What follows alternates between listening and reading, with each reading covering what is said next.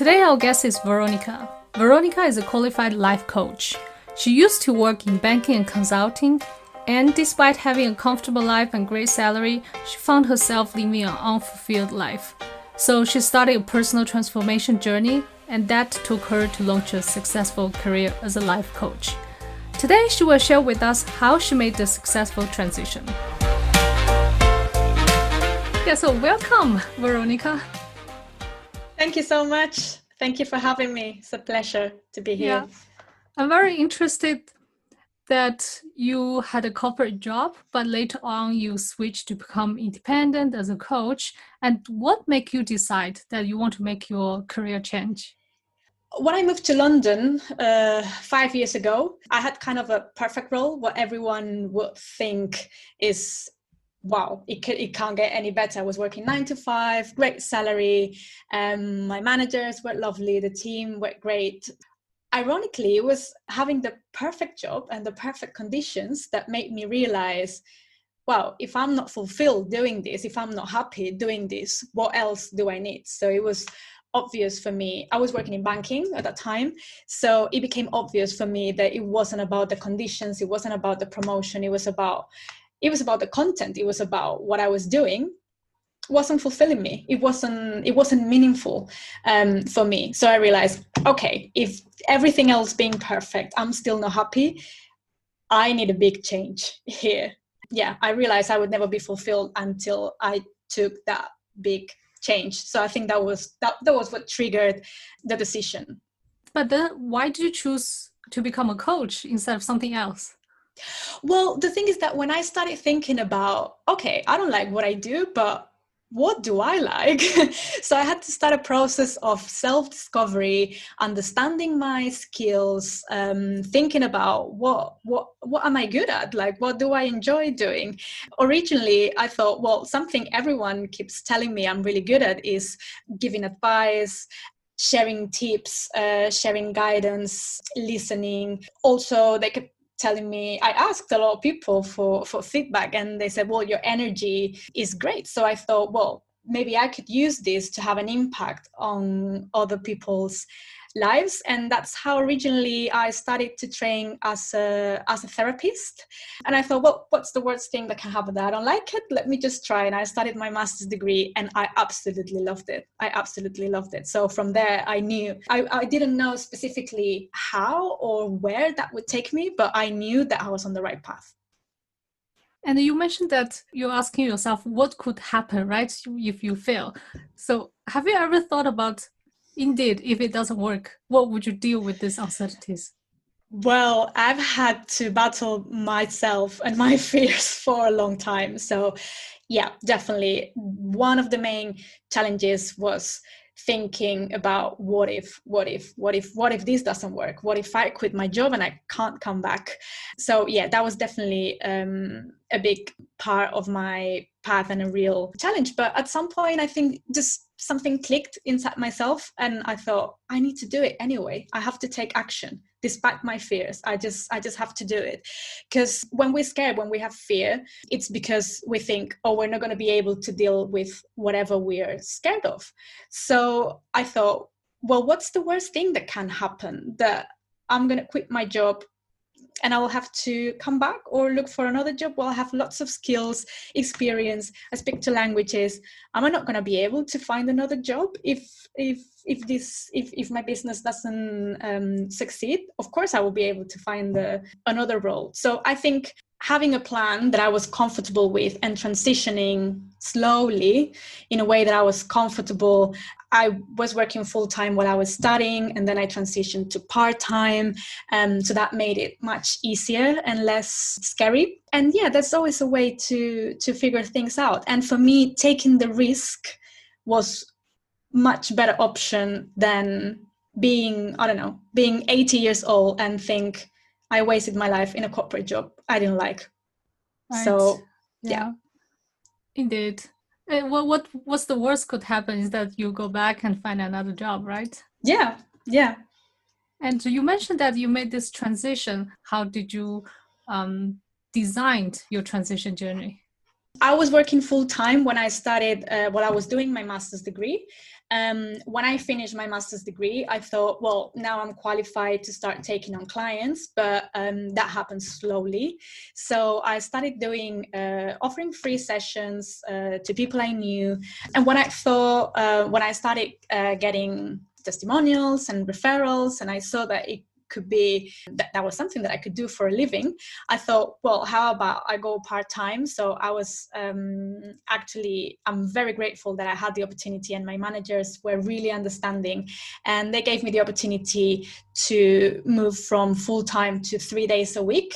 So I was filling up my diary. I was getting clients during those 2 days and developing my business, my website, writing articles, creating content, etc., etc. And again, when I saw that that was working and that I was my income was growing, then I thought, well, now it's time to take the big jump and quit and see what happens. There was no guarantee, and there's still no guarantee of what's going to happen, because when you work on your own, it's very different. But at least having that transition in terms of money and in terms of not rushing it and just like making a decision I wasn't comfortable with, that was very, very useful. That was very useful. And then when you started your own business, how did you navigate in the world of being self-employed? How did you grow your business, since everything is new to you, right? Yeah, exactly. Actually, at the time, my head was full of, I have no idea how to do this. I have no idea how to deal with this, because coming from the corporate world, I was working in an international company. I spent 12 years working with international companies, very big teams, managers telling me what to do. So suddenly being on my own was a big, big, big change. So basically what I do, I had to kind of reinvent myself and learn from scratch. I had to learn so many skills from scratch. It takes time because you need to learn some skills that you don't have, but there's always a way to figure it out. And also I wanted to surround myself with like-minded people, with other entrepreneurs, to learn from them, to absorb their knowledge and their optimism, so hanging out with people who had done it before made me realize, well, if they've done it, I can also do it. I might have to spend some time or money, or I might have to invest some money on business coaching or marketing consultants, but there's always a way to do it. So yeah, but it was very interesting, and it was like another degree, because when I was starting to become a therapist and then a coach, I thought, well, that's great, now I can do this, so clients will come to me. But no, that's Yeah, not you're what not happened. just a coach, you're also running your business, so you're a business owner. Yeah, exactly. So I think the best thing to do is learn from the best, be always open to learning new skills, and surround yourself with people that are going to share that optimism and that knowledge, and take it from there. And we will always make mistakes, and you learn from your own mistakes as well. So I guess Right. it's a never-ending journey of learning Mm-hmm. and Mm-hmm. improving. And where did you find those like-minded people? Well, I think there are lots of great resources on social media and in the website, and also lots of networking events that I found very, very useful for small businesses. So the first time I went to a networking event, I had no idea what that was about, who would be there, or I was just recommended to go to get referrals and to meet new people, and suddenly you see yourself, it depends on the event, but or now online, but you see yourself in a room with 20 other people who are facing the same challenges as you, and it's very encouraging. You get to hang out with people who are doing the same thing, or who have doing this for years. So, and people are normally very willing to help. And yeah, in terms of learning, finding a coach or a teacher, learning these new skills is important. And networking events, I think they're great to meet like-minded people and be in that like entrepreneurial atmosphere. Right. Is really great. Yeah. Yeah. People are always willing to help each other for those, right, who have experienced it. Maybe you can let the audience know a little bit about your coaching. Like, what exactly do you coach people for? Yeah, sure. So basically what I do, I run my own coaching business. I offer coaching and therapy services, mainly one-on-one and now online, but I was already building my business online because that's what I wanted to do. So my main area of expertise is working with women who are not fulfilled, who are not happy, frustrating, maybe lacking direction, and I help them reconnect or master their self-confidence and connect with their inner power. We all have that inside ourselves. It's just about reminding or reconnecting with that inner power so they can start making conscious decisions that are more in line with their values, and they can live a fulfilling and successful life. Interesting. And why do you target women? Well, one of the main things, when I was training as a therapist, I started a personal development journey, a self-discovery journey that was absolutely amazing. I got to know myself better. I healed so many wounds. I realized how I was sabotaging myself sometimes. And one of the things I learned during this process is how women are very different to men. And this is very obvious, but it might sound very obvious, but we are not taught about this. And we are very different, not worse, not better. We're just different. As women, we have this cyclical nature that kind of repeats every month. And we go through different energies, patterns, emotions, and it's kind of predictable because it goes with your hormones, it goes with your biology, it goes with your inner rhythm. So if you know this and if you know how to take advantage of this, it's absolutely amazing. This information is gold, and it really, really changed my life, because normally what we're told is that, oh, you're a woman, so you'll have to suffer from PMS for the rest of your life, or have your period with pain, and that's all you can do. And this is not the case. This is really not the case. So all the stages of the cycle have positive things, and we have different strengths that are enhanced in different stages of that cycle. So there's much more than, okay, just take the pill or take an extra coffee if you're in your period and keep going, like keep doing what you're supposed to do, right? So when you understand this, when you understand your cycle, these changes you go through, the strengths you can find in each stage, because there are no good or bad parts, they're just different. You can really start planning your life and flow with your nature again, instead of fighting it. So it's like I see it like we're normally trying to just swim against the current. No matter, so many women feel unfulfilled and unhappy because we are fighting our own nature. But if you understand how the current works, you can just relax and flow, and life it gets really much easier. So I've had male clients as well, and I enjoy working with them. But the reason why I'm specializing in this is because this is such an important part of our nature that is not commonly taught, not even openly talked about. It's kind of a taboo many times. So I incorporate this. I've the last few years I've been learning a lot about this topic. So I incorporate this knowledge within my coaching sessions and my therapy sessions with other knowledge. So that's kind of my own approach that I've developed along all these years. It's a very new perspective, because when we think about what women are going through, if there's a hormone change, they become very emotional. We always think about how to minimize the impact, but we never thought about how to take advantage of it, and it could be something good for us. Definitely, absolutely. That's the thing, that there is a part of it when we have a lot of energy and we're more optimistic, and maybe more something is very useful at work to create. We love that part because it's what society values, right? Doing. And we're really great with that part of our cycle. But when it comes to the slowing down and connecting with our intuition, understanding our emotions, it's something that gets like, this is not valued or this is not appreciated, so we tend to hide it. And there's so much to learn from this part, and so many things we can do, we can learn about ourselves. So yeah, it's about just flowing with it. But I was never taught about it. For example, I had no idea this happened. I just thought, well, okay, it is just a burden, something I have to deal with this week or these 2 weeks a month. Yeah. It's not like that. It's not like that. It's definitely not taught in school on how to be people aware of it, like how to deal with it or take advantage of it. And definitely. And I think it's important that this information gets out there, because honestly, I put it in practice. It's a game changer. It's a game changer.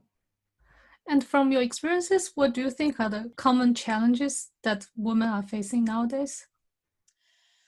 Well, I think, as I said, we live kind of fighting or swimming against a current. So it makes it extra difficult for us in terms of our energy levels, our well-being. It makes it so complicating.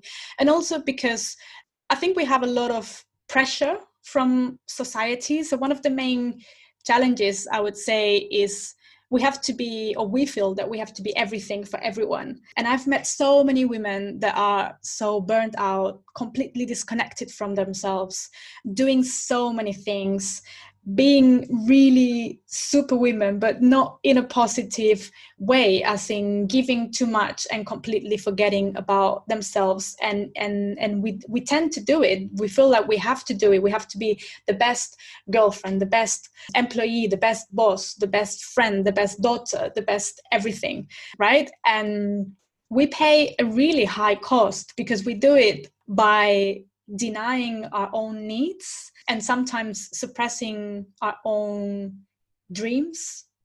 Even it's not even about dreams, it's about our well-being. And I've met so many women who are so stressed and impacted physically and emotionally because of this race or because of this way of living life. Like we carry all those I should be doing this, I have to do that, all this. And sometimes we forget that life is about enjoying as well. And also prioritize ourselves. Definitely. Definitely. What advice would you give to our female audience there if they feel unfulfilled and have low self-confidence? I guess I would say, if something that we've been talking about here resonates with any of you, if you're feeling not fulfilled, not happy, with low self-confidence, I think the first step is to stop and take a deep breath. So if this sounds like you, do it now, or please promise me that you're going to spend 15 minutes when you get home, if you're at work now, doing this.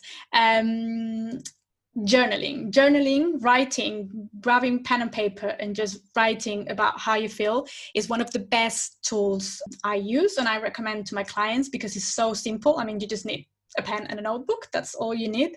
And from there, just take a deep breath, relax, disconnect from the world for 10 or 15 minutes. Just start writing whatever comes up, whatever it is. How do you feel? What is it that you're unfulfilled about? Is it your career? Is it your partner? Is it that you don't know? Because sometimes this is one of the main problems. We feel unfulfilled. We know we need a change, but we have no idea where to start, or we have no idea. Sometimes we think that because we have a job and a boyfriend, a nice flat, we have no right to be unfulfilled. That's it. What else could you ask for? So I would definitely recommend it to take some time to write about their situation and just let whatever thoughts might come up. And that helps a lot with getting clarity.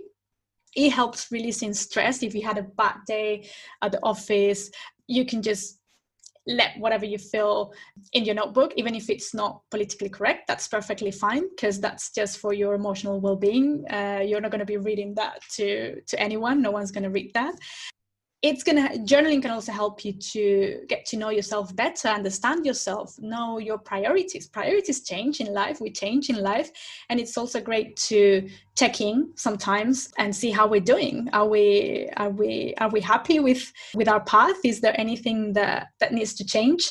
And especially, there is one exercise that I love in particular, which is a real confidence booster. And again, it's so easy. So if anyone is feeling low confidence, it can be in general, or it can be about a specific topic, like you want to change a job but you don't feel confident to apply for other roles. Maybe you have a boyfriend you're not sure about, or you have a partner you're not sure about your relationship, you know you want to break up, but maybe you're scared that you're not going to find anyone else. Any situation where you think, I know this is not right, but I don't have the confidence to do it. One of the exercises I always recommend, and it is great, is to, I call it the power list, actually, which is about writing all your skills, strengths, positive traits, experiences, lessons you've learned. So you do that. If you can set an alarm actually for at least 15 minutes or 30 minutes, even better. And you just write and write and write, and you keep adding things to the list until the alarm goes off.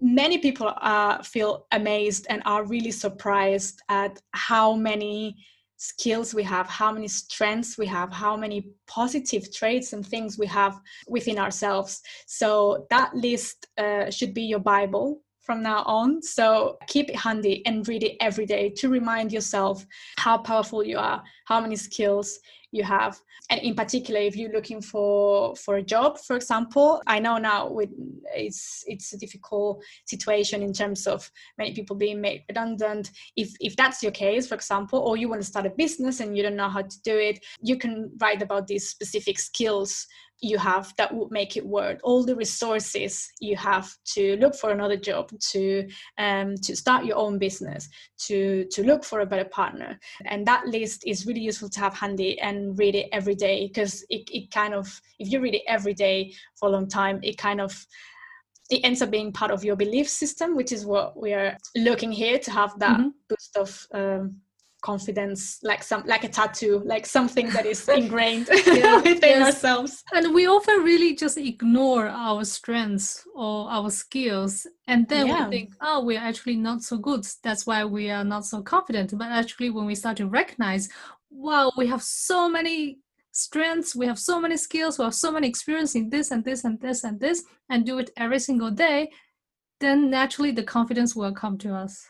Definitely. Yeah. And personally, have you done this? Yeah, many times. Yeah, I still use it. All these, most of the exercise and techniques I use with my clients, I recommend them because I've used them myself and I know they work. So it's your personal journey, and then through your personal journey, you share it with others. Okay. Yeah. So I combine, because starting to qualify as a therapist and as a coach, I learned many different techniques, and especially because my training as a therapy, the approach is about having or learning different psychological models. It's not based on, okay, this is the psychological model that works and we're going to use this. It's about integrating parts of all those models. So it's very flexible in terms of, it gives you tools that you can use with your clients. So that's what I do. I have like a toolbox, let's say. Not all tools work the same. They work differently for different clients, but I've tried pretty much most of them. And because it would be weird to recommend something or to guide someone through a process that you haven't experienced. Exactly. If that makes sense. So this one in particular, and actually many times I write reminders and post-its, and I have them on my laptop or remind yourself. Definitely. Oh, okay. Definitely. Yeah. So for example, if you lose motivation, if you start, I did it a lot when I was starting my business. It was a big change, and especially at the beginning, I knew it was going to be a big sacrifice in terms of I was giving up a huge salary, very convenient life, very comfortable life, to move to something that I was passionate about, but I knew it would require a lot of effort and ups and downs. So I used to have like reminders about my motivation. Why am I doing this? Because in the low moments you think, can someone remind me please why I was so crazy to quit that job and start this? The uncertainties and then the fears started to grow inside. Yeah, so all that fear, all that, sometimes the inner critic is going to take over, is going to come up. So that's when you need to have those reminders, that power list handy to remember why you're doing what you're doing, what's your purpose. Yeah, to remind yourself that you can do it, that you can do it. You have the skills, you have, if you don't have the knowledge, you can learn it. You have dedication, you have skills, you have the desire to do it, and that's it. So these tools are really, really useful. Yeah. And then the toolbox you mentioned, can the audience find it somewhere on the internet or your website? Actually, I have a page in my website which is free resources, and at the moment I have three free resources in particular. So one of them, it's called Mindset for Success, and this is a PDF guide. So this is just a quick guide with some tips on how to have the right mindset no matter what, because mindset, it's so important. If we don't have our mindset, actually I think for me one of the main challenges was with this transition was to get my mindset right and to actually believe in myself, because I said some people in my family or my friends were thinking, you're crazy, like how are you gonna quit that job, like how can you say you're unfulfilled? So I not only had to battle my own fears and build my confidence, but I had to have like an extra social pressures boost of confidence to compensate their ones or their comments as well. So mindset is really, really important. So this PDF guide is it's a very quick read with some tips or tools like the ones I've been mentioning. I also have a free video series, which is called Step Into Your Power. So these are 5 videos. So if they subscribe, they will receive 1 video each day for 5 days in their inbox. They're like short videos with tools like this. I talk about how to do a mindset detox. I talk about our inner critic. One of the videos is about the power list. So if someone wants to know more about this exercise, I give more details here, and even has a mini guided meditation to connect with your inner wisdom. And the third one is a webinar that I did live and I recorded. And that's for people more concerned about their careers. And that's called Top 3 Career Strategies to Thrive in Uncertain Times. So again, I talk a lot. It's 1 hour long, and there's nothing for sale. Like the free resources are actually generally free resources. So that's an hour of content. I talk about mindset. I talk about how to get clarity, how to build your personal brand in these uncertain times. I also talk about networking. So yeah, they can find this in my website. Can you let us know what's the name of your website? Yeah, it's veronica-moreno.com, and I guess the page is / free resources, but I can send the you can send me the link and then I try to insert it into the description. Okay. And from the website I have all the links to social media platforms where I also share like lots of articles that I have in the blog. So normally what I share is always like very practical advice more than technical knowledge, because I think it was useful for people. So yeah, anyone who feels like having a look, feel free. It's all that content is there waiting for you. Sounds great. I'm definitely going to check it out. Thank you very much, Veronica. It was really nice pleasure talking to you. I'm sure like what you're talking about today could resonate with a lot of people out there. And I hope the audience would also be able to check out your toolkit from your website. Definitely. Yeah. Thank you so much for having me. It's been a pleasure. And I mean, apart from everything I've said about my business, if anyone is considering starting their own business, I would say the last thing I want to say, it's definitely possible. It is definitely possible. If you put the effort, if you know your motivation, if you know why you're doing it for, if you feel like it's your purpose, and if you really feel inside yourself that that's what you're supposed to be doing, do it. Just try it, because there will always be corporate jobs waiting for you. There will always be other alternatives waiting for you, but this is something so rewarding. And if you really feel like this is something that it's calling you, I would definitely recommend them to start doing, or maybe like I did at the beginning, transitioning or combining part-time jobs or something like that. There's always a way to do it, but it is totally possible. So yeah, I hope everyone gets this idea, and maybe it will encourage someone to take action and take the first baby step to start following their dreams. Yeah, indeed. I'm sure also like the mindset, the networks, the coach, and also even toolkits on the internet would help people feel more confident, because most of the time what prevents people from taking action is the uncertainties, is the fears, right? Absolutely. Absolutely. Thank you very much, and I hope you have a nice day. Thank you, Yassi, and thank you everyone for listening. If you like today's episode, make sure to subscribe, share, and like it. And see you in the next episode.